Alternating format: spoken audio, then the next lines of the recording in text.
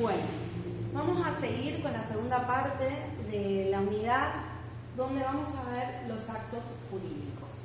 ¿Sí? El acto jurídico es, recuerdan que vimos el cuadro al principio, es un hecho jurídico, humano, voluntario, lícito. Eso es un acto jurídico. ¿Sí? Si volvemos, este es el mismo cuadro que estaba anteriormente. El acto jurídico es el acto voluntario lícito que tiene por fin inmediato la adquisición, modificación o extinción de relaciones o situaciones jurídicas. El acto jurídico tiene elementos esenciales, es decir, que para que el acto jurídico sea tal, requiere de sujetos. Esos sujetos tienen que tener capacidad, ¿sí? Deben ser capaces, y si no son los sujetos capaces, deben estar representados. Esto lo vieron ustedes en la unidad anterior con el abogado Goren. Objeto es la materia sobre la cual va a recaer, ¿sí? O sobre la cual se expresa la voluntad del sujeto. La causa, que es la finalidad que tuvieron las personas al celebrar el acto jurídico, y la forma, que es el conjunto de prescripciones que la ley determina para que el acto sea válido. La forma tiene que ver con esa manifestación exterior de la voluntad que veíamos anteriormente. ¿Cómo deben ser cómo debe ser el objeto de los actos jurídicos? El objeto de los actos jurídicos debe ser posible. Un hecho imposible no puede ser objeto del acto jurídico. Este es un motor que está destruido. Eso, al no funcionar, al no servir, no puede ser objeto de un acto jurídico, ¿sí? Porque es un hecho imposible, no va a servir para nada. Otro hecho imposible sería que yo te prometo un viaje a la luna, ¿sí? Prohibido por la ley, acá hay gente colgada, de la electricidad, tampoco puede ser objeto de los actos jurídicos un hecho que esté prohibido por la ley. Tampoco aquello que sea contrario a la moral, al orden público o perjudique a terceros, bueno, sí, o perjudica a terceros, un hecho contrario a la moral, o en este caso el ejemplo por lo que estamos viviendo es contrario al orden público, por ejemplo, saqueos de supermercados, ¿sí? En este momento, por las disposiciones que estamos viviendo, un acto contrario al orden público sería estar caminando en la calle paseando, porque hay un toque de queda en ese sentido, ¿sí?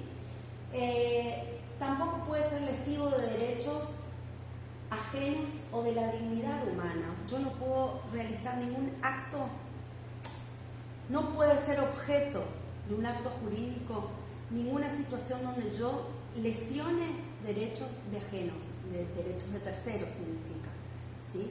Si yo voy a contratar, por ejemplo, un constructor que me haga una pared que tenga una vista grande, una ventana sería enorme, que dé hacia el patio de mi vecino, estoy cometiendo un acto que, además de ser contrario a la ley, lesiona sus derechos, como por ejemplo el derecho a la intimidad, porque voy a estar mirando todo lo que hace mi vecino en su casa. O lesivos de la dignidad humana, como por ejemplo el tráfico de órganos, ¿sí? O un bien que por un motivo especial la ley haya prohibido que no puede ser objeto de un acto jurídico. Puse este ejemplo de la prohibición de caza porque no siempre está, de pesca, porque no siempre está prohibido, ¿sí? Son situaciones específicas donde por ahí hay veda, y en ese momento la ley es la que prohíbe que eso sea objeto de un acto jurídico. La causa, como decíamos, es el fin que se tuvo en cuenta al realizar el acto, ¿sí? Son los motivos exteriorizados que siempre son lícitos. Por ejemplo, en un contrato de alquiler uno puede decir que ¿cuál es el objeto del contrato de alquiler? La locación del local. Ahora, ¿cuál es el fin que se tuvo? Bueno, yo alquilo este local para, ahí aparece el fin, para poner un negocio de venta de celulares, ¿sí? Hasta ahí eran los elementos esenciales sin los cuales el acto no puede existir. Sujeto, objeto, causa y forma. La forma no la vemos todavía porque es un capítulo aparte, porque tiene bastantes implicaciones, entonces la vemos ahora dentro de un ratito. El acto jurídico también puede tener elementos modales o elementos accidentales. es decir, elementos no esenciales que pueden o no estar. Hay 3 elementos accidentales: la condición, el plazo y el cargo. La condición implica someter la adquisición de un derecho o la pérdida de este derecho a un acontecimiento futuro e incierto. Es decir, lo que caracteriza la condición es que el hecho al cual nosotros supeditamos el nacimiento o la extinción del derecho es un hecho incierto y futuro. Vamos con un ejemplo. Te presto el Código Civil y Comercial hasta que rindas ingeniería legal. ¿Sí? ¿Cuál es el hecho? Futuro e incierto, que rindas ingeniería legal, porque yo no sé cuándo vas a rendir. Es un hecho futuro y un hecho incierto, no hay una fecha exacta en la que vos vas a rendir. O podés rendir y salir bien o salir mal. Entonces, yo te presto el libro, aparece tu derecho, porque vos tenés derecho que yo te dé el libro. Una vez que vos aprobaste la materia, termina tu derecho y me tenés que reintegrar el libro o devolverlo. ¿Sí? Diferente es que yo te diga, sí, salís bien en ingeniería legal, te regalo una cena en el shopping. ¿Cuándo va a aparecer el derecho? Recién. Cuando salgas bien en ingeniería legal. Entonces, estamos ante un acontecimiento nuevamente futuro e incierto, que es la aprobación de la materia. Cuando suceda ese hecho futuro e incierto, recién nace tu derecho a exigir que yo te regale la cena en el shopping. ¿Sí? ¿Se entiende la diferencia? En uno va a nacer el derecho a exigir y en el otro finaliza el derecho que se estaba ejerciendo. El primero se llama condición suspensiva y el segundo se llama condición resolutoria. ¿Sí? La condición es la cláusula de los actos jurídicos por la cual las partes subordinan su plena eficacia, el nacimiento o resolución, su extinción, a un hecho futuro e incierto. Parece que es algo extraña la condición, pero en realidad la condición todo el tiempo se realizan actos todo el tiempo con condición sin que nos demos cuenta. Podría ser un ejemplo: te presto la pinza amperométrica hasta que termines el trabajo que estás realizando en esa casa. ¿Sí? Uno lo hace naturalmente, lo hace todo el tiempo. O si yo tomo este trabajo, si realmente me pagan este trabajo, voy a poder comprar una escalera más alta para hacer las instalaciones.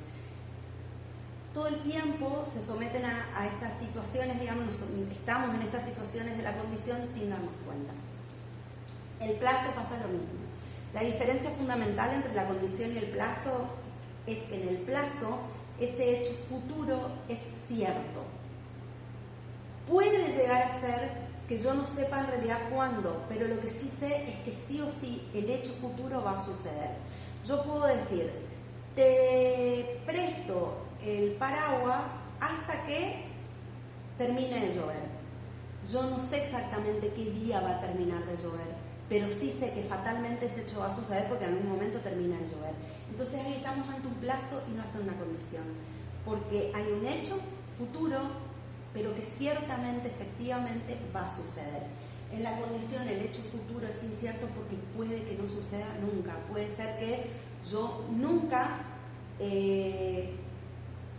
gane la licitación de un trabajo, entonces nunca pueda llegar a comprar la máquina que quería comprar y que necesitaba. O entonces, a ver, en la condición el hecho futuro es realmente incierto porque puede ser que no suceda nunca. En el plazo el hecho va a ser cierto en el sentido que fatalmente sí o sí va a suceder.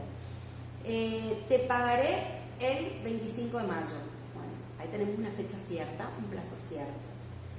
Te pagaré cuando cobre la cosecha. Yo no sé en qué día voy a cobrar la cosecha, pero sé que efectivamente en algún momento lo voy a hacer. El cargo es una obligación accesoria de una obligación principal. El cargo puede ser simple, es decir, sin ninguna condición, o puede ser modal.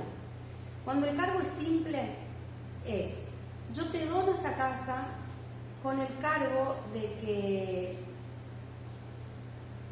el día que yo me muera destines una parte de la casa a un comedor. Es un cargo simple. Ahora, si yo te digo, yo te dono esta casa con la condición, con el cargo condicional de que el día que yo me muera pongas un comedor o tu derecho queda resuelto, es decir, no tenés derecho a mantener la casa, que te quede para vos, entonces ahí sí, la persona que recibió esa casa no puso el comedor, pierde el derecho sobre la casa. ¿Se entendió? Entonces el cargo es una obligación accesoria de quien recibe un derecho de manera gratuita. ¿Sí? Bueno, estos son los 3 elementos accidentales, pueden o no estar. No siempre están, el plazo es muy común que sí esté siempre, y la condición, como les decía, es más común de lo que uno por ahí considera. Por último, vamos a ver la forma de los actos jurídicos, que sí se correspondía, como les decía hoy, a un elemento esencial. Recordemos nuevamente, los elementos esenciales son sujeto, objeto, causa y forma, ¿sí? La forma es el conjunto de prescripciones que la ley determina respecto a qué solemnidades, a qué formalidades deben cumplirse cuando se da un acto jurídico. Acá tienen un ejemplo de un acta matrimonial donde la ley exige una determinada forma, que es que el matrimonio se lleve a cabo ante un oficial público, y ese oficial público es el que labra este acta de matrimonio.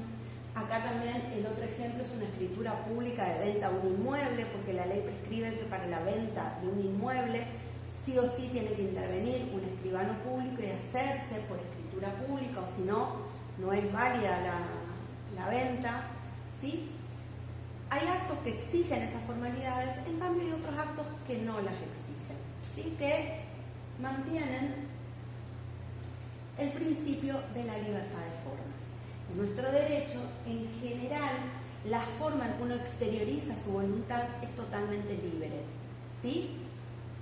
Pero esto es un principio general que no es absoluto.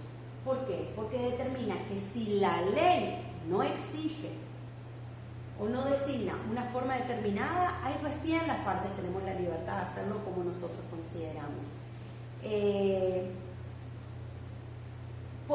Las partes intervinientes en el acto, podemos elegir qué tipo de forma vamos a utilizar para la celebración de un acto. Salvo que la ley, les decía, salvo que la ley determine expresamente una forma.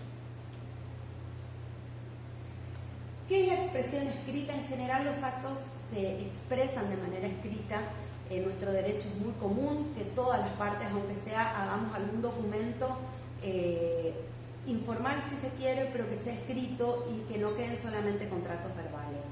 La forma escrita es la expresión que puede tener lugar por instrumentos públicos, instrumentos particulares firmados, instrumentos particulares no firmados, ¿sí? Excepto otra vez, decíamos que la ley imponga determinada formalidad como la instrumentación. Puede hacerse constar en cualquier soporte siempre que sea contenido representado en un texto inteligible. Fíjense que una manera muy común de comprar o de realizar actos jurídicos actualmente es a través de las redes sociales. ¿Cuántas veces se compran cosas o se establecen vínculos jurídicos a través de Instagram? Bueno, la verdad que yo lo veo más que nada a través de Instagram, donde hay mucho ofrecimiento de... no me sale ahora, me sale workshop, pero no sé si es workshop. Donde en realidad son comercios que ni siquiera están abiertos al público, sino que es gente que trabaja en su casa y ofrece su trabajo a través de Instagram. La ley que dice que es una expresión escrita, que está en un soporte digital y que tiene un texto inteligible. Entonces, lo que yo ofrezca en medios tecnológicos o redes sociales, como es el caso de Instagram, tiene validez, ¿sí? Tiene validez y crea derechos y crea obligaciones. Así también por eso se cumple con los sorteos, por ejemplo, que se ofrecen, vieron que hay muchos, pues ahí en radio, por ejemplo, en nuestro medio uno que hace muchos sorteos, ¿sí? Pero mucha gente, es muy común que eso suceda. Y es válido. ¿Cómo se prueban los actos jurídicos? Bueno, los actos jurídicos en principio se prueban por cualquier medio. ¿Qué es la prueba? ¿En qué consiste una prueba? Es el conjunto de elementos por los cuales se puede demostrar la existencia y el contenido de un acto jurídico. Las pruebas en el derecho procesal son varias. Está la prueba documental, que es la que se basa en documentos, en expresiones escritas. Por ejemplo, un plano eléctrico puede ser una prueba, ¿sí? Una prueba pericial, que ustedes lo van a ver inclusive en la materia, lo que significa la prueba pericial mecánica. Una prueba informativa, por ejemplo, que se pida informes al colegio de ingenieros, que se pida un informe a SECHEP. Por ejemplo, si estamos discutiendo acerca de si la autoría de un plano eléctrico, yo puedo pedir un informe al Consejo de Ingenieros para que informe si ese plano fue registrado en el colegio, en el consejo creo que se llama, ¿no? Si fue registrado en el consejo, si esa firma corresponde a la persona que dice que firmó, etcétera, etcétera. Todos estos son ejemplos de medios que se utilizan para poder probar no solamente la existencia, sino el contenido de un acto jurídico.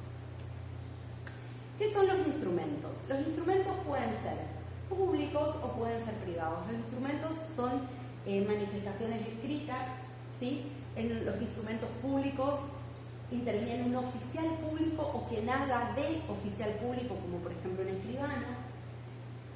Los oficiales públicos deben actuar dentro de sus atribuciones, tienen competencias territoriales. Por ejemplo, un escribano que trabaja en Resistencia no puede trabajar en Corrientes, y debe firmar el oficial público y las partes o sus representantes.